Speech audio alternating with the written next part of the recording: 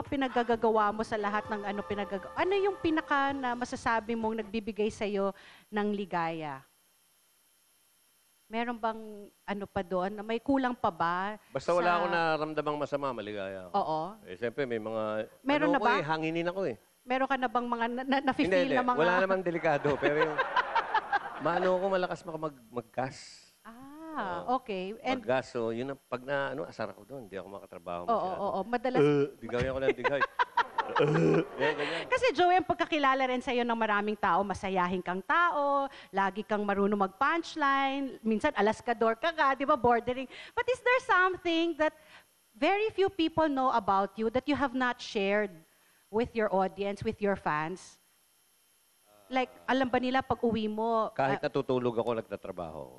nag-iisip ka May pa rin? sariling isip yung isip ko. Yun ang problema Okay, ko. oo, Hindi totoo. oo, Kaya, at ako, hindi tamad talaga. Mm-mm. Kunyari, naisip ko, maganda yung idea o maganda yung song o kung ano mang storya o ano, tumatayo ako talaga. Pero that goes without saying kasi it's obvious talaga that you're a hard worker eh. Pero yung personality mo, Wala naman eh. meron ka bang characteristic na hindi alam ng mga tao? Hindi, malagay ko, open ako sa tao. Pag Open nagalit ka? sa contestant, Kasi may nagagalit nag-chismis talaga sa ako. akin eh, dito sa aking Ano- staff, ano na daw? kinakatakutan ka daw sa Itbulaga. Kasi masungit ka daw. Hindi. Kinatatakutan ako. Hindi, Kaagad, kinatatakutan ako Oo. dahil stricto ako. Stricto in what sense? Sa mga...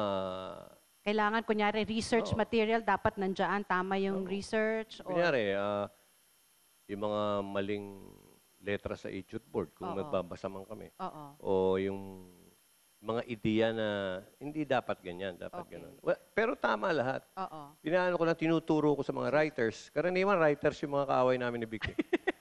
Pero natututo sila. Ayan pala ang tama. Sa tagal namin, dapat Sa inyong alam na tatlo, Tito Vic and Joey,